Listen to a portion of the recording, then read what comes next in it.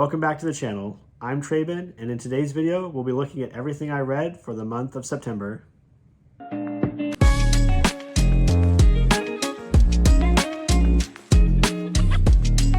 gonna keep the intro short because we've got 31 books to go through this month. And so as always, I have separated out the comic books from the novels, and we'll go in order of star rating. So this was actually a really good month for me. I only had one book overall that got 3 stars. Everything else is 4 or 5. Solid month this month. Quite a few titles to talk about. But we're going to start with comic books and my only 3-star, which is Calla Cthulu. So I picked this up along with many other comics in a sale our local comic book shop was doing, where some of their inventory was 75% off. And this month I actually worked through the rest of the comics that I had specifically purchased in that sale. And Calla Cthulu was one of those titles.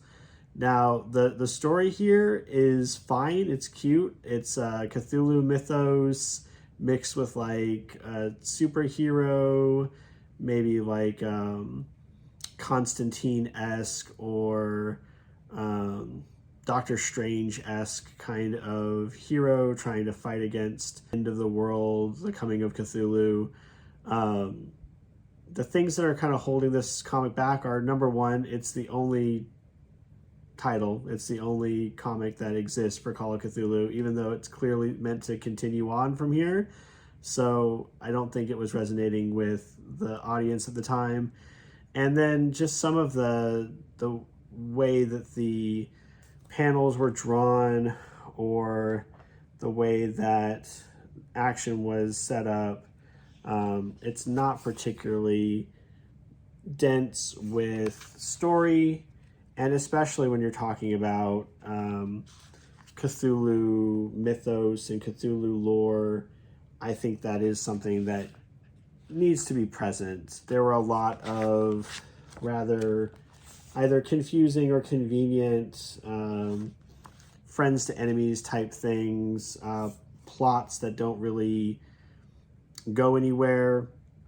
And again, because the overall story is never going to be continued, I know that's not really the fault of the book itself, but it is very frustrating, and so it ended up as a 3-star for those reasons. I'm being informed by my wife that I would be remiss if I did not mention that this was also from the author of Beast of Burden. I do feel like Beast of Burden is a much stronger title.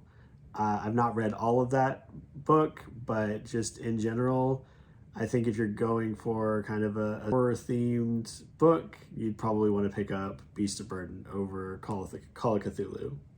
But again, still fun, just not enough substance there to bump it up above a 3. I had a number of titles from the Massiveverse this month as well that I was able to get my hands on. So the first was Radiant Pink. This ended up being a 4-star read for me. This was the same author as the Dead Lucky, and I had mentioned in my Massiveverse review that the Dead Lucky was probably my least favorite of the Massiveverse titles. The frantic pace was not working for me. It seemed like we just went from action beat to action beat without any rest, without these characters giving time to breathe. And the same is true for Radiant Pink, but I feel like the story fits that pacing a little bit better. It is an author trait. It is something the author is doing that's not jiving with me. And it just so happened that with Radiant Pink being this kind of extra dimensional or planet hopping sci-fi story, that it worked. But overall, I still couldn't bring myself to score it above a 4. It wasn't an outstanding title like many of the Massiveverse comics are. It was decent, but it wasn't exceptional. Along the same lines, we have the Massiveverse crossover for 2023.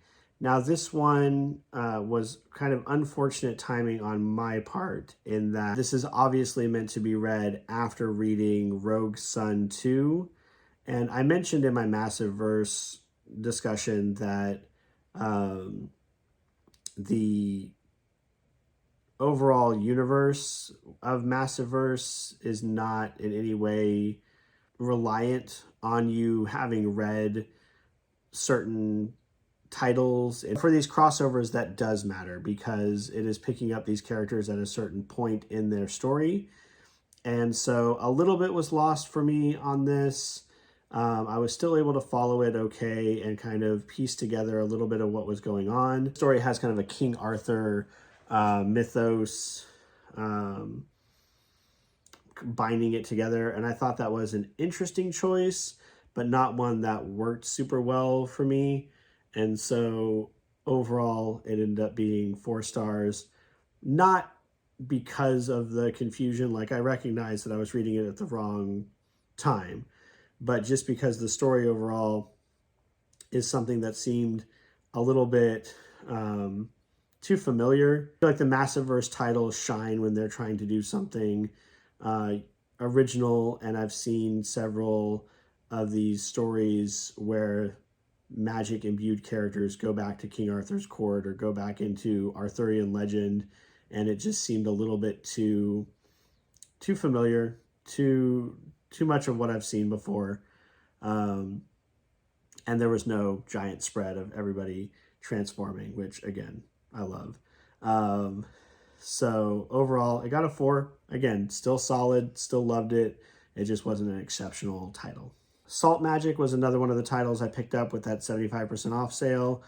This one's really interesting as far as its setting. Set in Oklahoma around World War I. And it deals with a witch who puts a curse on a homestead to dry up all the water. And so the younger daughter has to go and confront the witch. A lot of interesting magic going on here, and just the time period alone being something that is not what I usually see outside of maybe like a Jonah Hex style story, was really intriguing. And I felt like the relationship building in here was also really strong. The ending was something that was really moving and really profound, and I enjoyed that about the book. So I would definitely recommend Salt Magic, especially if you want to see magic done in a different setting than what you're used to seeing in your typical comic book or fantasy novel. Speaking of genres outside of their usual time period, I also read Castle in the Stars, volumes 1 through 3. So these are oversized comics, originally published in France. What if we journeyed into space in 1869 and not 1969? Overall, these books received a 4-star rating from me. I really, really love the art in this. Like, these pages are just absolutely beautiful, and it's got some really standout pieces where they are showing off the workings of the ship. Here we've got this like cutaway of a giant airship. It's really cool. And the story as well, the story backing it up, is also one that's really solid. I just felt like with the second, so book 1 for me got 5 stars because the opening was just so intriguing and so interesting, and there was a lot of action going on, which I feel is what was lacking from book 2 and book 3. A lot of the action was kind of indirect. It wasn't a lot of like direct confrontation, and I felt like the story was still very compelling and still very interesting, but I kind of missed that element of it. It kind of has this, in the first volume at least, kind of has this like Buck Rogers-esque kind of feel to some of the action with their, they're dueling with cutlasses and things like that. And I feel like that was kind of put aside in volumes 2 and 3 for more of like internal conflict and existential dread.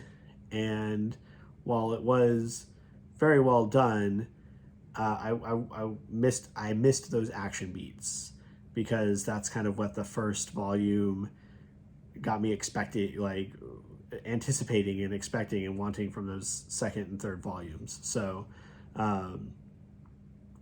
another one that I would highly recommend, again, 4 and 5 stars across the board for those. So now we'll move on to my 5-star reads for comics.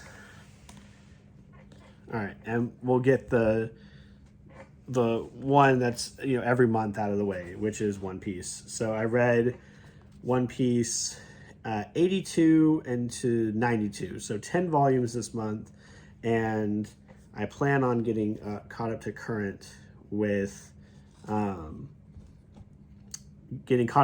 in October. So this got me through Zoe and Whole Cake Island. And Whole Cake Island is one of my favorite, well, this whole arc, this whole saga since Fishman Island is some of my favorite content in One Piece. And Whole Cake Island, being Sanji's backstory, is one that I really enjoy. I do feel like, I know a lot of people love the Katakuri fight, but I feel like that kind of comes out of nowhere to kind of just have an end cap for the for Whole Cake Island, but it's still very fun. And most of these ended up being 5 stars. I am feeling like Wano is taking a while to pick up, but I feel like that's because we have so much that we have to establish about this new country that we've come to, that it's going to take a while to get everything rolling. So I did feel like the last volume was dragging a little bit, but again, it's because they're having to set up a whole new country's issues, and it is new territory for me. So I am excited about that, and I'm looking forward to finally being caught up, and I'll put out some One Piece content once I'm finally finished. So look forward to that. But I am still very much enjoying every volume that I'm reading. So in 5-star reads for comic books this month, I read The Many Deaths of Laila Starr.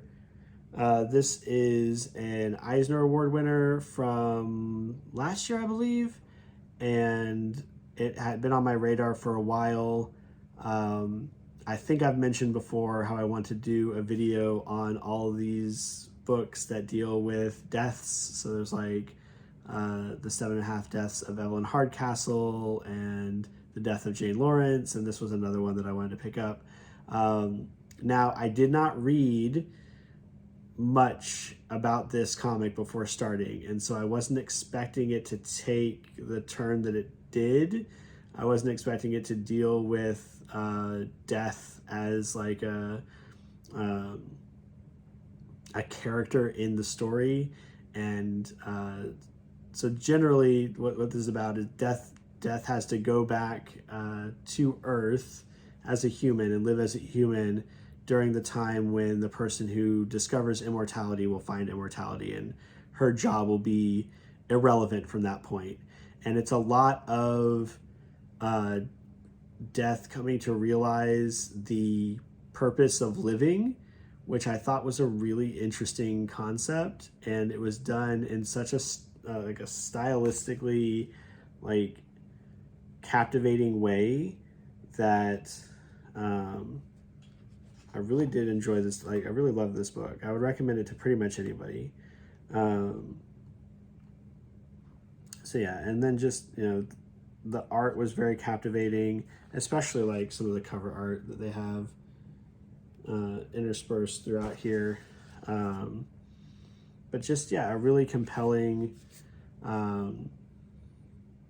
more existential than I thought it would be read, and I really did enjoy this one. So 5 stars for this one. Read Bunny Mask Volume 2, and I had been told by a one of the comic book employees that Volume 2 was going to answer some of the questions that Volume 1 brought up, but not all of them. And I'm very happy to say that that's exactly what happened. I feel like this book thrives on not giving everything away and not telling you everything that's going on. I did really like the direction this took because I wasn't sure where we were going to go from Volume 1, but introducing another one of these elder gods, these powers, was a very interesting choice, and it reached a point where I feel like you could be satisfied just reading these first 2 volumes, and it does reach kind of an end of an arc for the protagonist. But I still hope that this is ongoing. I have not actually looked up to see if it is, and I still love the concept. I love the characters, especially Bunny Mask. I still find her equal parts hilarious and entertaining, and also incredibly creepy. And the same was true of the new entity that they brought in for this volume. A very disturbing world that's being created here, and I'm loving pretty much everything about it. This is still probably my #1 comic for the year. So highly recommended. 5 stars for Bunny Mask. Box Brown's Tetris. I found this, first of all, like just incredibly readable, like very easy to read, very approachable, and also just very informative, and having to juggle a lot of information at once, because if you're not familiar with the story of Tetris, there is a lot of legal red tape that went on with the rights to the game and it coming to the US. It was a lot more of a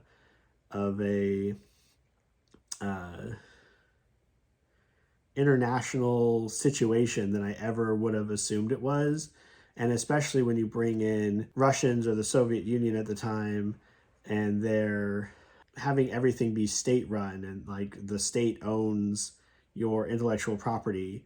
That was a very interesting concept that I had not considered, and something that I think was done justice in the way it was explored in this title. So if you are interested at all in the history of video games, it goes into a good amount of history of not only Tetris, but of the early video game consoles, of the founding of Nintendo, of Tencent, and all these other companies that revolve around the story of Tetris. So if you're just a fan, or if you are just interested in the history of early gaming or Tetris in particular, I would highly recommend picking this up.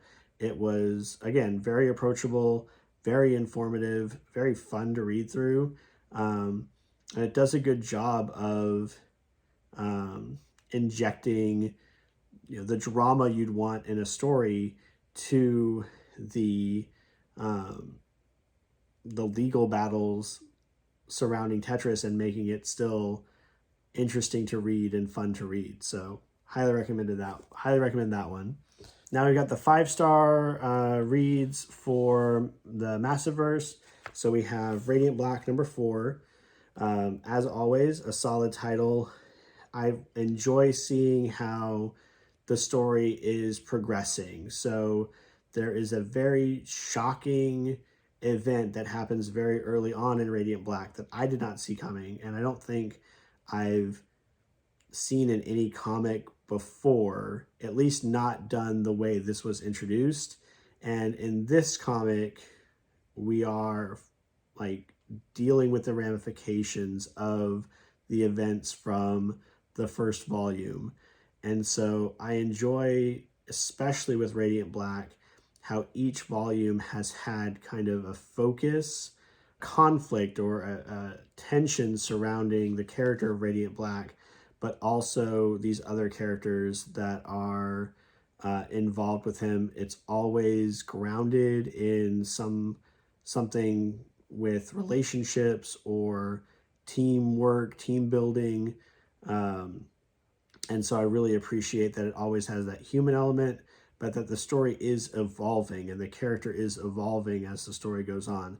I feel like it's a really difficult thing to do well. I feel like Higgins does an excellent job of letting his characters breathe and letting those emotional beats happen to complement and play off of the action beats of the story.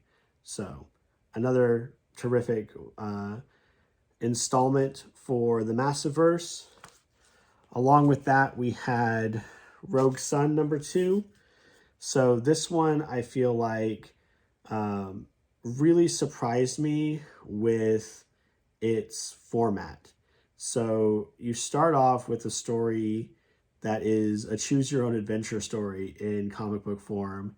And it, again, the form follows the story. It follows the content because he's dealing with a character that manipulates time.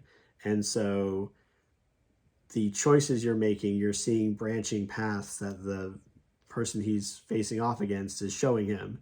So I really appreciated that. So it didn't come off as feeling solely gimmicky, right? It's not a choose your own adventure story with no rhyme or reason. It has some story element backing that up as well. There's another point in the story where Dylan has to travel to this alternate dimension, and every time he's in the alternate dimension, the comic goes into like a landscape.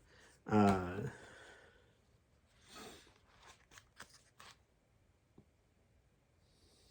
to hold the book sideways to read it, and it was just really interesting because, again, it was something that's kind of gimmicky, but it's tied in with what's going on in the story. I love the way that this title in particular is weaving in these kind of supernatural elements and these like fantasy elements.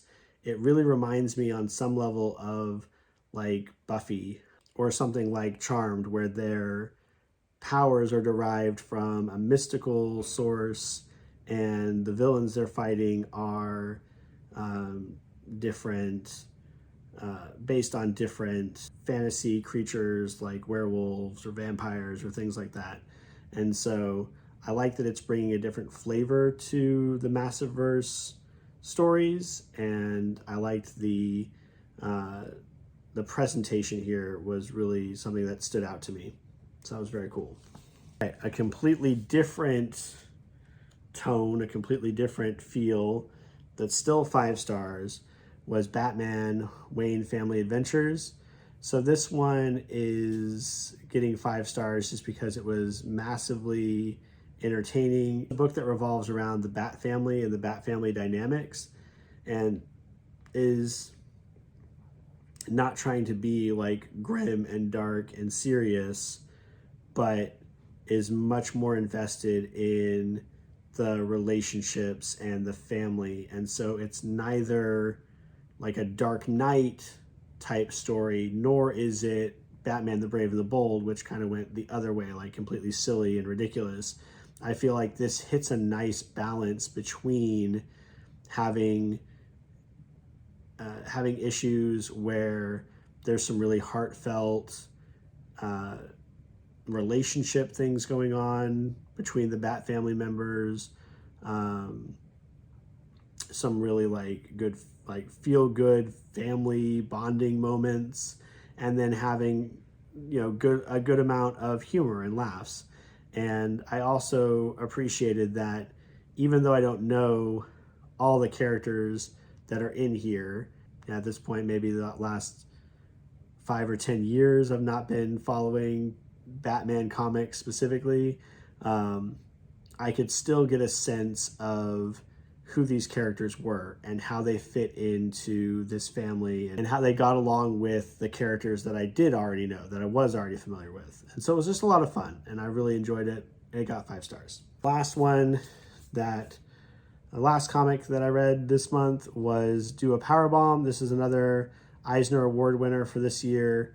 And this one is something akin to maybe Mortal Kombat, or I think another reference it makes here is Dragon Ball Z, with these over-the-top fights and this kind of bombastic style that gets more and more ridiculous and off the rails as you go.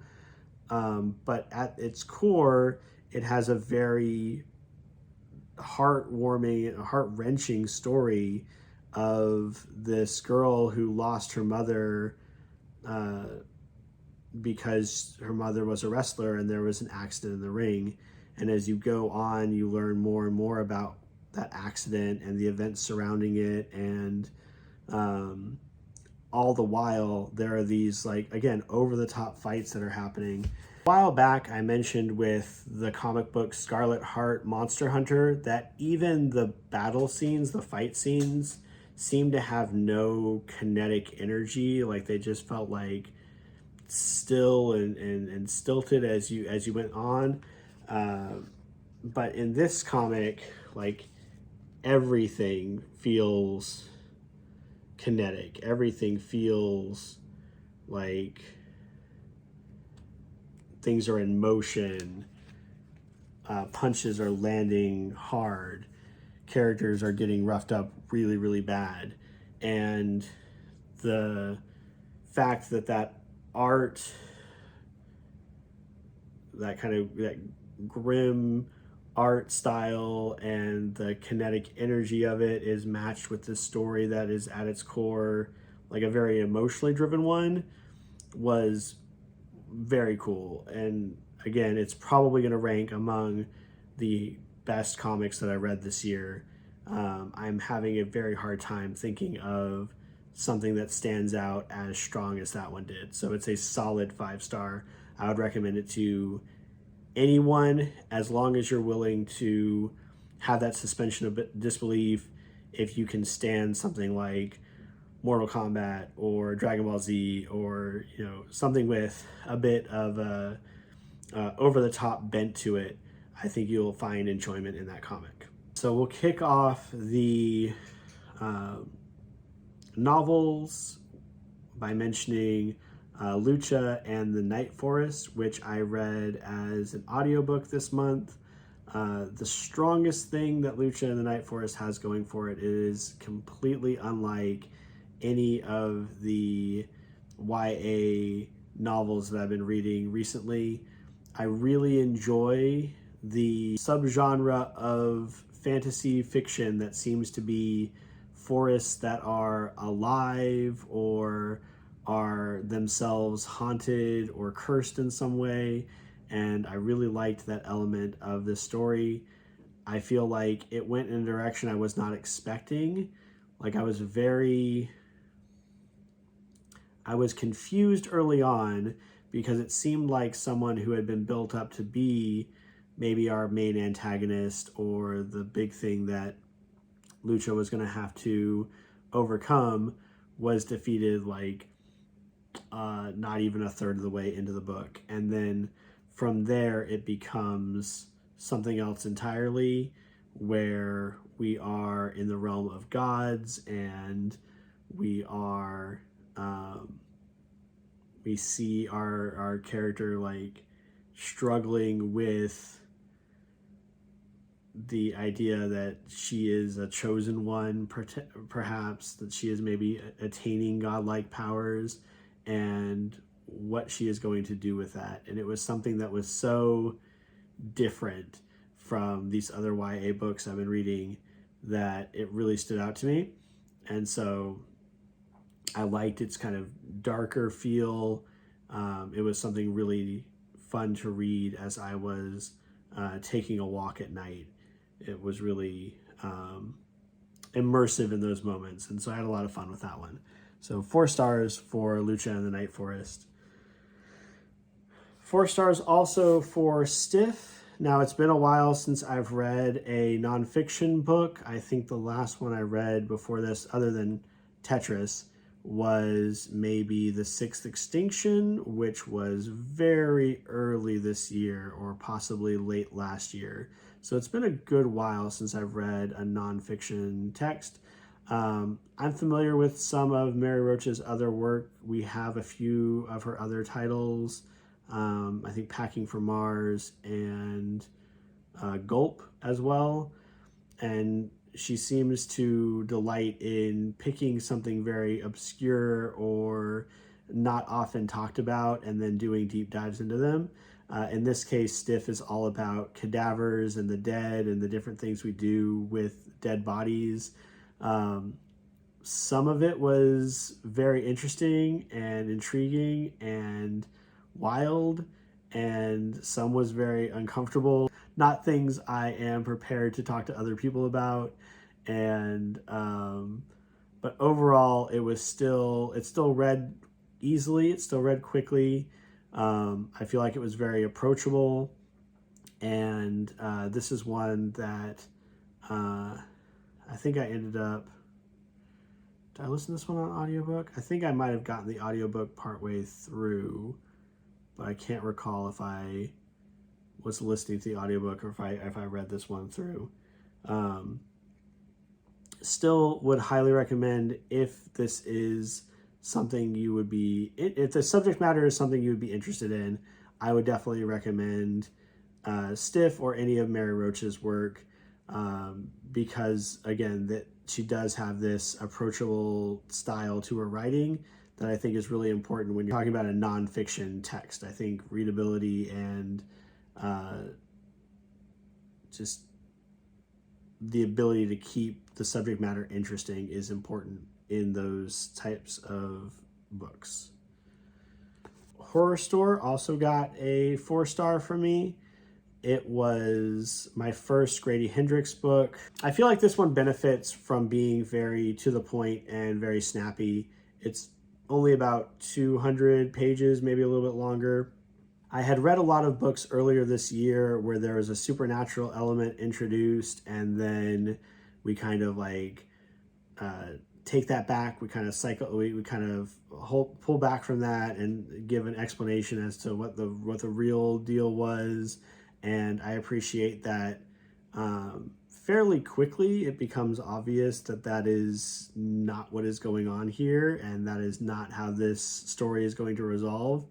I also really liked the idea of the use of a IKEA-like store to give those feelings of discomfort, this feeling of an alien space. What do they call it? This feeling of liminal space into the story. And I feel like the IKEA choice was an inspired one because it's a modern day take on this kind of artifice that makes things feel uncanny, feel weird. And I especially enjoyed the impossible space that they describe in here, and how maze-like the store feels like at night, even before they get to the spooky stuff and the doorways into a dark dimension. I feel like it does a good job of establishing the setting as one that's very uncomfortable and unnerving. And so I did really like that the modernizing of the haunted house kind of genre. If you're a fan of horror, I would highly recommend it. It's a quick read and it's a lot of fun. I read The 22 Murders of Madison May. So this one was one that my wife had read 2 months ago, I think.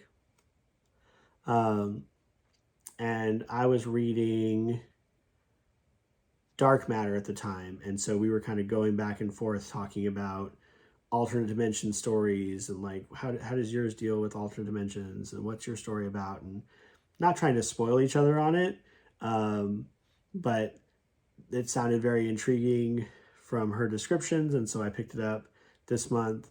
Now, what really holds this one back from being 5 stars really is Madison May herself and the lack of agency that she has for the first like 3/4 of this book. It's not until the last iteration that we get a Madison May that is an active participant, and we're not just watching someone like march toward their doom, which was very frustrating. But I do feel like, with that being said, I do feel like they had a number of iterations here where formula didn't become stale. Like I think it hit just the right amount where it was like, okay, something new's got to happen, and then it did. Like there were changes, and I feel like they switched up enough as the story went on to keep it interesting and to keep you reading. Definitely recommend this to fans of like sci-fi stories, alternate universe stories. It's fun, it's quick, it's snappy. I feel like ultimately the end is very satisfying. So that's one that's highly recommended, 4 stars. But again, if you're a fan of the genre, if you're a fan of that kind of storytelling, I'd definitely pick this up. I also read through Those We Drown. So I just finished this right in time for it to count for this month. This is a Amy Goldsmith debut novel. It's also part of the Barnes & Noble YA book club, meaning I will likely do a more elaborate review on it in particular.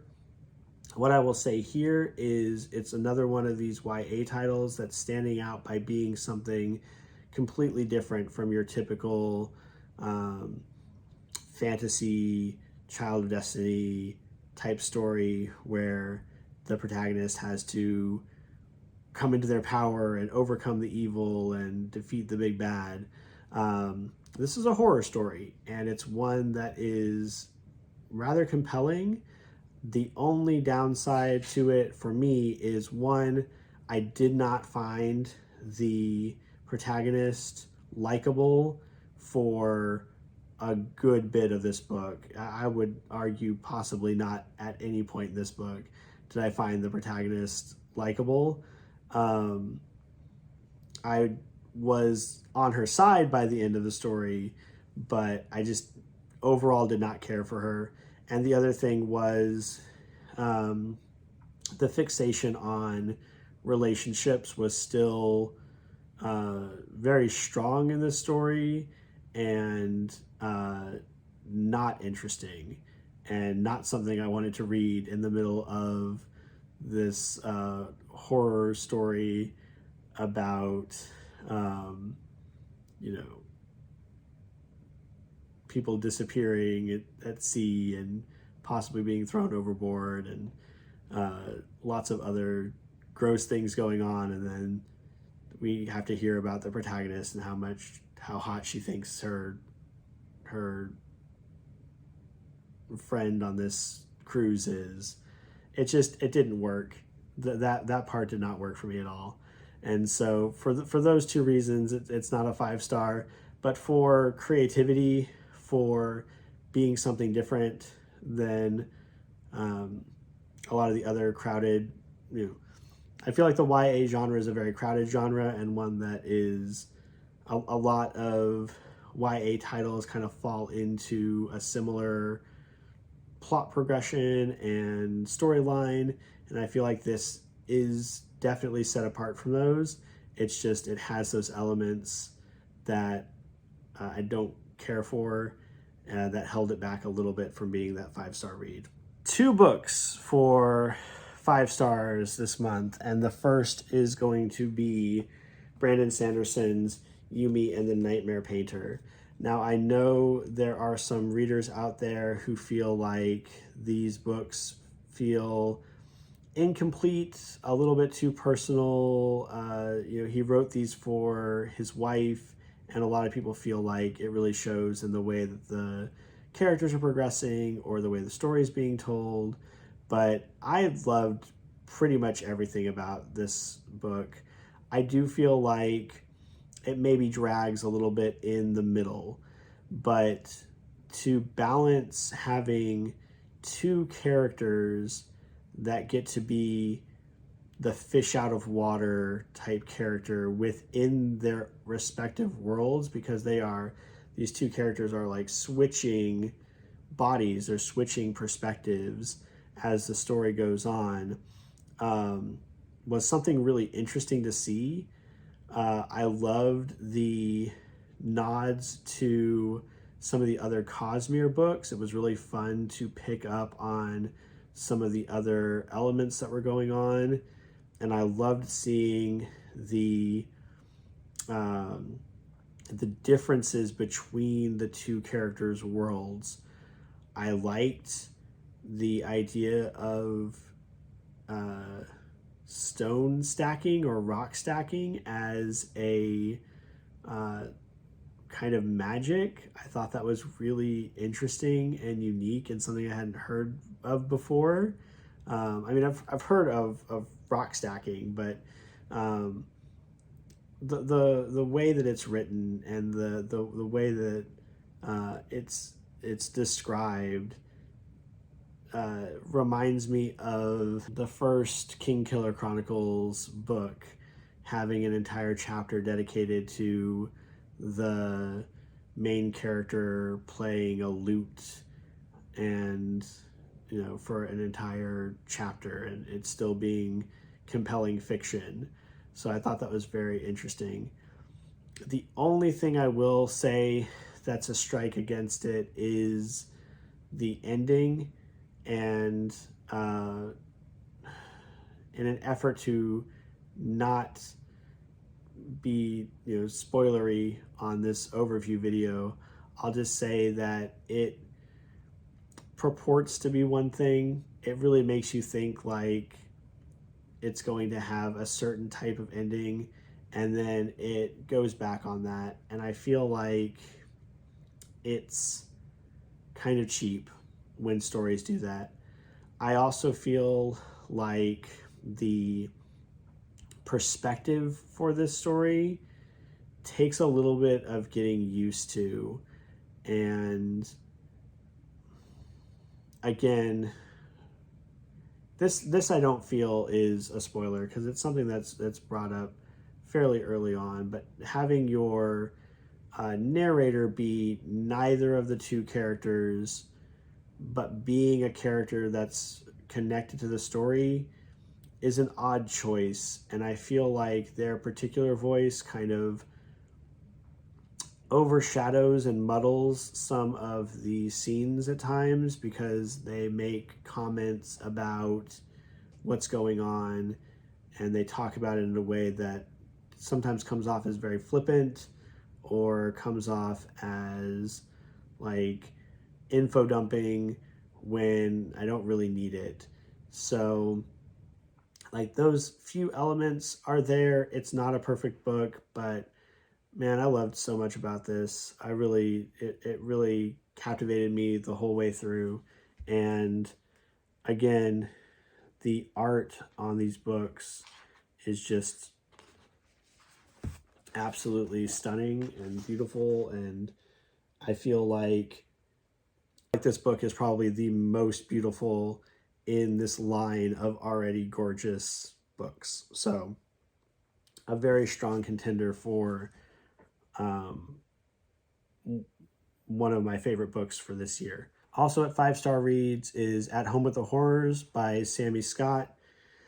Now, the last horror anthology book that I read was probably 13 stories, but I feel like that one doesn't really count because all of the short stories were part of a larger story that tied up at the end. And then before that was Dark Stars, And Dark Stars is different from this book in that it's an anthology collection from a bunch of different authors.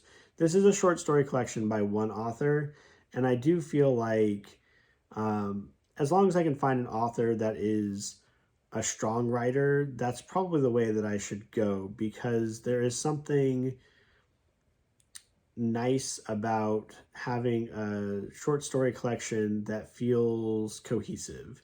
And in this book's case, the types of horror stories that Sammy Scott likes to write are in my wheelhouse. They're the type of horror that I want to read. And so there was nothing in here that I felt like was not horror. There were a few stories in here that didn't land as well for me. There were a few that had very confusing endings, or very convenient endings, or endings that kind of rushed to a horror element or a sci-fi element in the last minute. But at no point in the book was I not interested in what was going on. At no point was I not entertained. I will say the last story in the collection is incredibly lengthy, and I assume that's by design, because it's something that's maybe not long enough for a novella, but not short enough for really counting as a short story. So putting it at the end of a short story collection seems like a good place to put it. I also feel it's very close to something like the Babadook in form, but I love the Babadook, and so that was not necessarily a negative.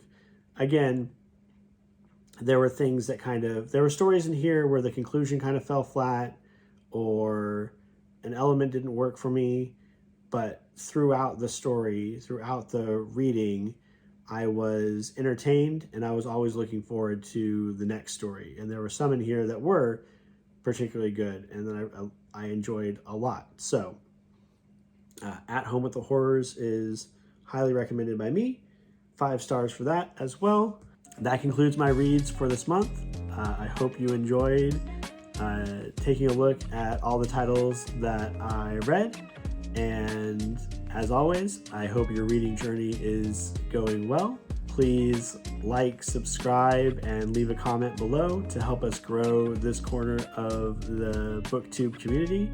And until the next one, take care.